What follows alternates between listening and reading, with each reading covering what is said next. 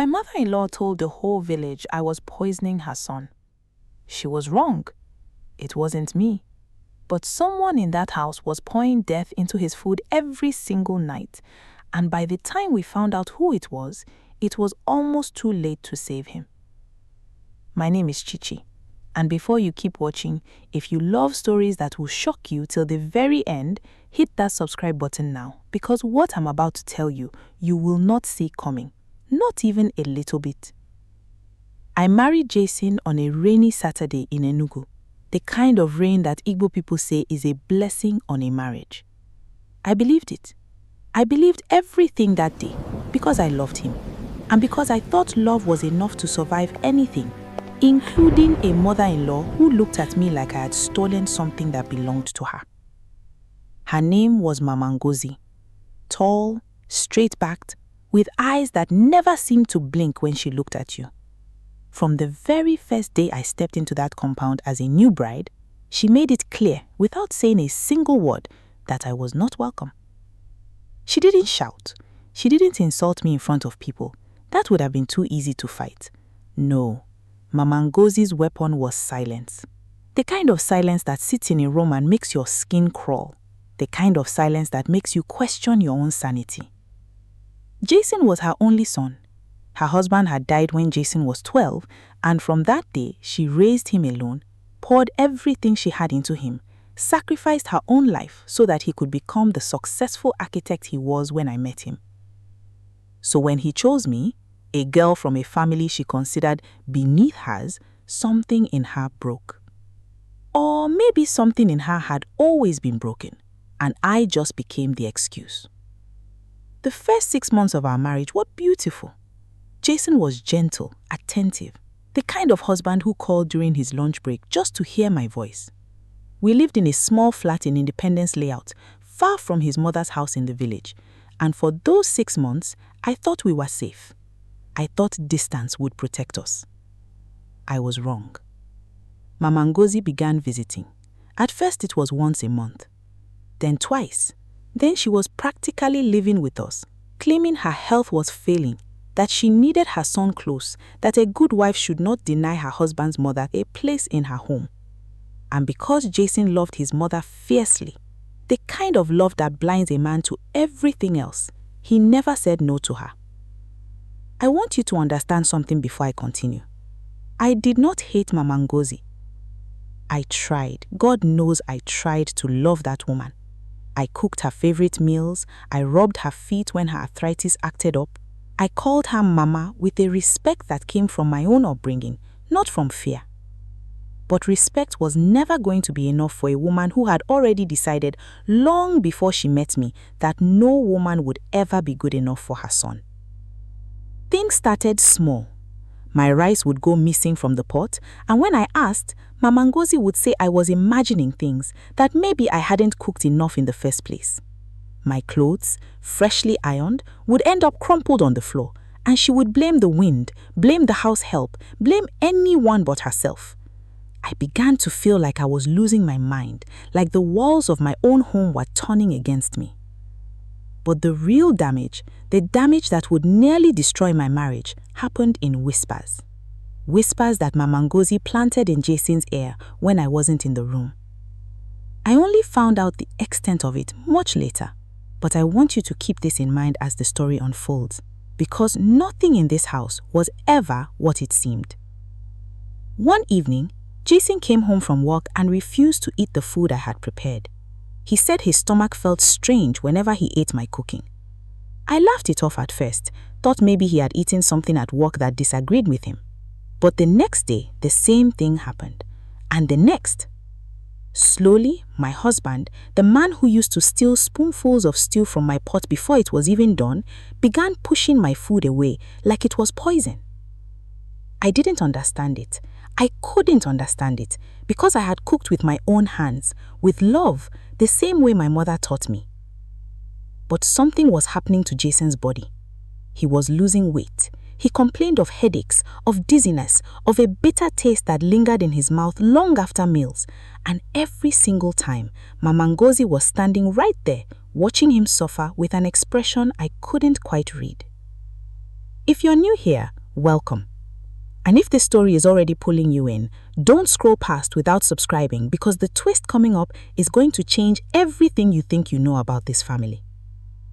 It was Mama Ngozi who first said the word poison. She said it during a family dinner in front of Jason's older sister, Chemere, and two of Jason's cousins who had come to visit.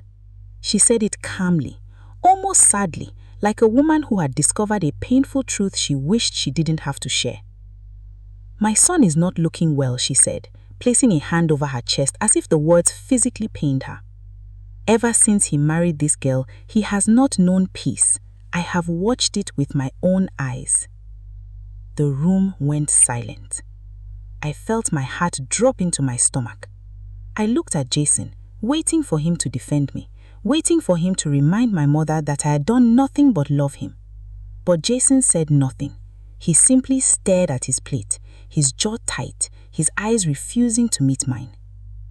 That silence hurt more than anything Mama Ngozi could have said. From that dinner onward, everything changed. Word spread through the family, through the village, the way gossip always does in our part of the world, faster than fire in dry harmattan grass. My mother-in-law told anyone who would listen that I was slowly killing her son, that I had brought some strange concoction from my village, that girls like me, modern, educated, too known, were dangerous because we knew how to hide wickedness behind a smile. I begged Jason to see reason. I told him I would never hurt him, that I loved him more than my own life. He looked at me with something I had never seen before. Suspicion. Cold, quiet suspicion. And it broke something inside me that has never fully healed, even after everything I'm about to tell you. He started sleeping in the guest room. He stopped touching food I cooked, insisting his mother prepare his meals instead, just to be safe, he said, refusing to look me in the eye when he said it. I watched my marriage crumble in real time. Watched the man I loved slip away into his mother's arms, convinced that his own wife was trying to kill him. But here is where the story takes its first real turn, the part I promised you at the beginning. Because while everyone was watching me, accusing me, whispering about me, nobody, not even me, was paying attention to a young woman who had quietly become a fixture in that house. Her name was Pascaline. Pascaline was Mama Ngozi's niece, a distant relative from the village who had come to help around the house after Mama Ngozi complained of her failing health. She was soft-spoken, always smiling, always eager to please, the kind of girl everyone assumed was harmless. She cooked, cleaned, ran errands, and slowly, without anyone noticing, she became the one preparing most of Jason's meals whenever his mother was too tired to do it herself. I didn't think much of Pascaline at first. Why would I? She seemed like just another relative passing through, the way Nigerian families always have someone's cousin or niece staying over for months at a time. But looking back now, I realize I should have paid closer attention to the way her eyes followed Jason around the room, the way her voice softened whenever she spoke to him, the way she always found a reason to be near him alone, especially when I wasn't around. If you're still with me, comment below where you're watching this from, because trust me, you will want to see how this story ends. Weeks passed. Jason's condition worsened. He was hospitalized twice, the doctors baffled by his symptoms: nausea, tremors, a strange metallic taste that never seemed to leave his mouth no matter what he ate or drank. Mama Ngozi used every hospital visit as another opportunity to point fingers at me, telling doctors, nurses, anyone who would listen that his wife was responsible, that they should test his blood for poison, that this was witchcraft, that this was me. I was humiliated in ways I cannot fully describe. I was questioned by hospital staff. I was looked at with pity and suspicion by strangers. My own family began to distance themselves from me, afraid of the scandal, afraid of being associated with a woman accused of poisoning her husband. I lost friends. I lost my peace. I nearly lost myself. But something inside me refused to accept defeat. Call it instinct, call it desperation. But I knew with everything in me that I had never once tried to hurt Jason. And if it wasn't me poisoning him, then someone else in that house was. I decided I would find out who, even if it cost me everything. I started paying attention, really paying attention. I noticed that Jason only got sick after eating meals prepared specifically by Pascaline or Mama Ngozi, never anything I cooked, because by this point, I wasn't even allowed near the kitchen when he was eating. I noticed that Pascaline always insisted on serving him herself, refusing help from the house girl, refusing to let anyone else carry his plate to the table. I noticed too the way Mama Ngozi's health complaints seemed to disappear whenever it was convenient for her, how she claimed to be too weak to cook, but strong enough to travel to the market, strong enough to sit for hours gossiping with her friends. Something did not add up, and the more I watched, the more my suspicion shifted away from myself and toward the two women who had, in different ways, taken over my husband's care. One night, unable to sleep, I crept toward the kitchen to get water. The house was silent, everyone asleep, or so I thought. As I approached, I heard voices, low voices. I froze in the shadows of the hallway and listened. It was Pascaline, and she was not alone. She was speaking to someone on the phone, her voice trembling with an emotion I couldn't immediately place. She said, "I can't keep doing this. What if he dies? I never wanted him to die. I just wanted her gone. I wanted him to see that I was better for him than she ever was." My blood ran cold. I pressed myself against the wall, my heart pounding so loudly I feared she would hear it. "You said it would just make him sick enough to blame her," she continued, her voice cracking. "You said his mother would drive her out and then he would turn to me. But it's been months and he's getting worse and I don't know how much more I can give him without..." She stopped mid-sentence and I heard footsteps. I barely had time to slip back into the shadows before she walked past me, phone still in hand, tears streaming down her face, completely unaware that I had heard everything. I want you to sit with that for a moment, because I certainly couldn't sleep after hearing it. My mother-in-law's quiet, humble niece, the girl everyone dismissed as harmless, had been slowly poisoning my husband, and she wasn't acting alone. Before I tell you who was on the other end of that phone call, let me remind you, this story is far from over, and if you've made it this far, please subscribe, because the truth I discovered next was something none of us saw coming, not even me. I spent the next few days pretending I knew nothing. I smiled at Pascaline. I greeted Mama Ngozi with the same forced respect I always had. But inside, I was gathering pieces, watching, waiting, trying to understand the full picture before I made a single move. Because I knew that if I accused Pascaline without proof, in a house where I was already the villain, nobody would believe me. I needed evidence. I needed the truth to be undeniable. I began secretly collecting samples of food before Jason ate them, storing them in small containers I hid in my handbag, telling no one, not even my own mother, what I was doing. I found a private laboratory in town, one far from our neighborhood where no one would recognize me, and I paid, with money I had quietly saved, to have the food tested. The wait for those results was the longest week of my life. Jason barely spoke to me during that time. He had grown thin, his once bright eyes now sunken and tired, his laughter, that laughter I fell in love with, completely gone. Mama Ngozi took every opportunity to remind him and everyone around us that his suffering was my doing, that I was a wicked woman hiding behind tears. And then the call came. The lab technician's voice was calm, professional, but the words she spoke shattered whatever remained of my composure. Traces of a toxic plant extract, commonly used in certain traditional preparations, had been found in the food sample. Small doses, not immediately lethal, but cumulative, administered slowly, consistently, over time. Exactly the kind of poisoning that would make a person sicker and sicker without anyone suspecting foul play, until it was almost too late. I had my proof. But proof alone wasn't going to fix a broken marriage or convince a mother who had already made up her mind about me. I needed to catch them, both of them, in the act.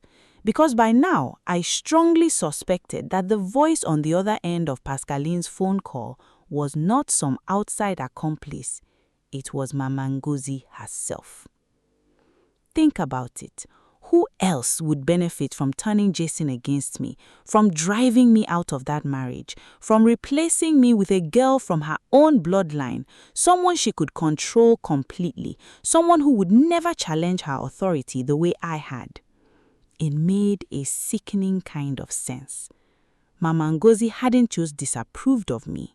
She had orchestrated my destruction from the very beginning, using her own niece as her instrument, using poison as her weapon, using silence and suspicion as her shield.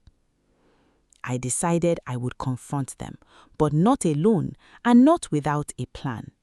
I contacted Jason's sister, Chiemere, the only member of the family who had always treated me with genuine kindness, who once quietly told me she found her mother's behavior toward me strange, but never elaborated further. I showed her the lab results. I told her everything I had overheard.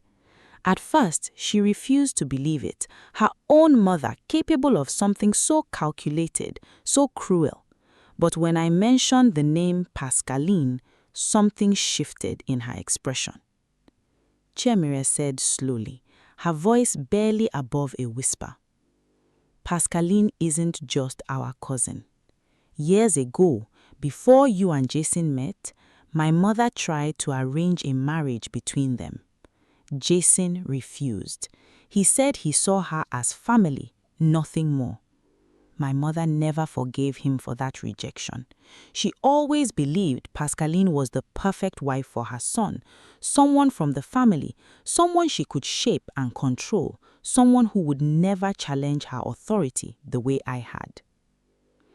If your jaw just dropped like mine did when I learned this, drop a comment right now, because we are just getting to the part where everything comes crashing down. Chiemere and I devised a plan. We would set a trap, one final meal, prepared under circumstances we controlled. With hidden cameras, Chiemere's husband, a security consultant, helped us install discreetly in the kitchen.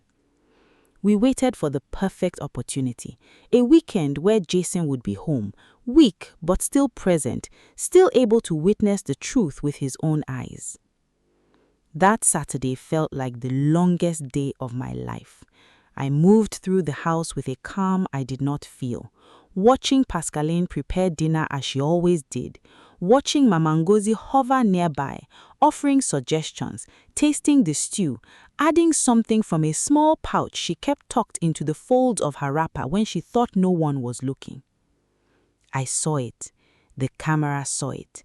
A small, almost imperceptible motion, her fingers releasing a fine powder into the pot, quickly stirred in, indistinguishable from any other spice to the untrained eye.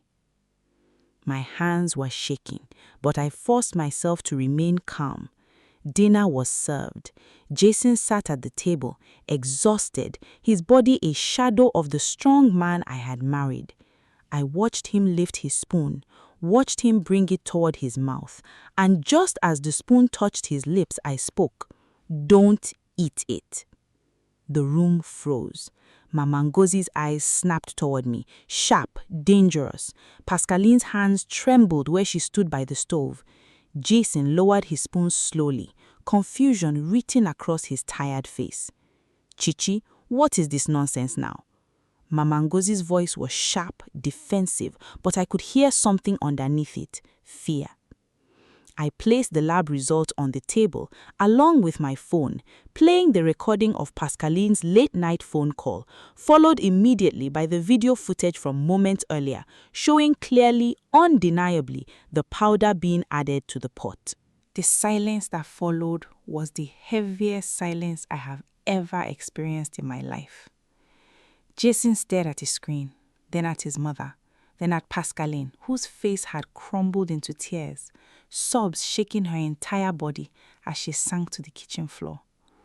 Mama Ngozi, for the first time since I had known her, said nothing at all. Her straight back curved, her sharp eyes dimmed, as if the weight of what had just been exposed had physically aged her in seconds. "Why?" Jason's voice broke as he turned to his mother, tears streaming down his face, tears I had not seen since our wedding day, though for entirely different reasons now. "Why would you do this to me? I could have died. Do you understand that? I could have died and you would have let my wife take the blame for it." Mama Ngozi finally spoke, her voice small, cracked, nothing like the commanding presence she had always projected. "I only wanted what was best for you. I wanted you to see that Pascaline was the better choice, that she would take care of you, that she would never challenge me the way this girl challenged me." "By poisoning me?" Jason's voice rose, disbelief and betrayal mixing into something raw and painful. "By slowly killing me to prove a point?" "It was never supposed to go this far," Pascaline cried out from the floor, her voice breaking between sobs. "Your mother said small amounts, just enough to make you weak, to make you doubt her, to make you turn back to me. I never wanted you to actually get seriously sick.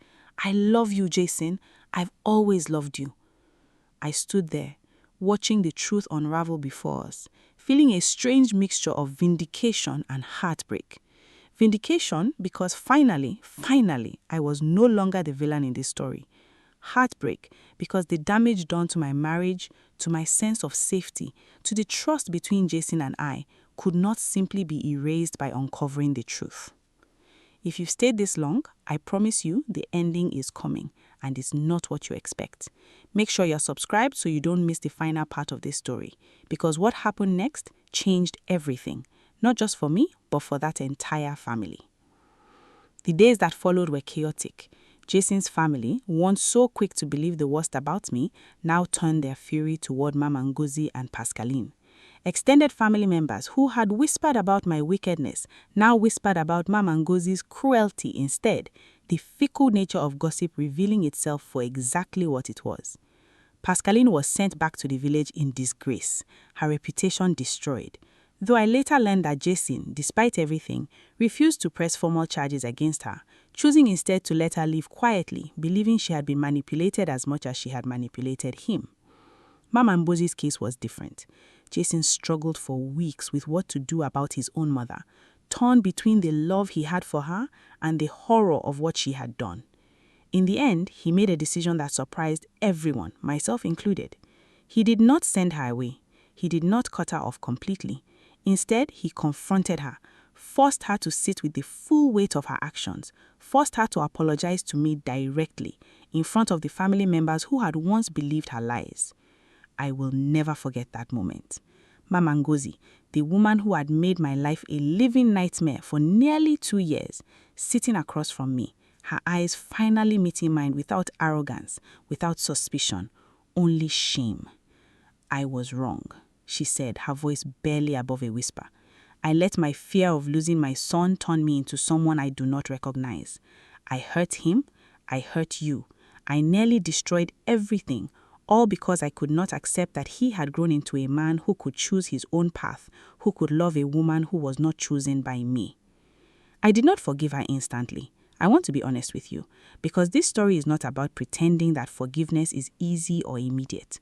It took months, many long conversations, many tears before I could look at Mama Ngozi without feeling the sting of everything she had put me through. But slowly, painfully, we began to rebuild something resembling peace, not because I owed her forgiveness, but because I chose, for my own sake and for the sake of my marriage, to release the anger that had been eating away at me for so long. Jason's recovery took time as well, both physically and emotionally. The doctors confirmed that the poison, while not immediately fatal, had caused some damage to his liver, damage that would require careful monitoring for years to come. But he recovered. He grew stronger, and more importantly, he learned to trust me again. not just with his heart, but with the truth of who I had always been, a woman who loved him fiercely enough to fight for him even when the entire world had turned against her. Our marriage today is not the same as it was before all of this happened. How could it be? We carry the scars of what we survived, the memory of betrayal, the fragile trust we built piece by piece. But in some strange way, surviving that nightmare together made us stronger than we ever were before. Jason learned to set boundaries with his mother, boundaries that protected our marriage without severing his relationship with her entirely. Mama Ngozi, humbled by everything that happened, slowly transformed into a woman I could finally, genuinely call family, not because she had no choice, but because she truly changed. As for Pascaline, I heard years later that she eventually married someone from her village, someone who knew nothing of what had happened in our home. And I have chosen, for my own peace, to let that chapter close without bitterness. We all make choices, some out of love twisted into obsession, some out of fear disguised as protection. I cannot say I forgive what she did, but I understand, in a strange way, the desperation that drove her to it. If there's one thing I want you to take from my story, it's this: never let silence protect the guilty and condemn the innocent. If you feel something is wrong, trust that feeling, dig deeper, seek the truth, even when everyone around you insists you already know the answer. My mother-in-law poisoned my husband against me for nearly 2 years, using lies, manipulation, and even literal poison to destroy the woman she saw as a threat. But the truth, no matter how deeply buried, always finds a way to rise to the surface. I share this story not for sympathy, but for every woman out there who has ever felt alone in her own home, blamed for things she did not do, fighting battles nobody else could see. Your truth matters, your voice matters, and sometimes the very people who seem to have all the power over your life are hiding secrets that, once exposed, will finally set you free. Thank you for watching until the very end.